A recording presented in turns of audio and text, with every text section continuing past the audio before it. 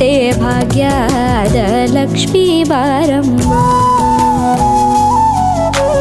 ಹೆಜ್ಜೆ ಮೇಲೊಂದೆಜ್ಜೆಯ ನಿಕ್ಕುತ್ತ ಗೆಜ್ಜೆಯ ಕಾಲಿನ ನಾದವ ತೋರುದ ಸಜ್ಜನ ಸಾಧು ಪೂಜೆಯ ವೇಳೆಗೆ ಮಜ್ಜಿಗೆಯೊಳಗಿನ ಬೆಣ್ಣೆಯಂತೆ ಭಾಗ್ಯದ ಲಕ್ಷ್ಮೀ ಬಾರಮ್ಮ.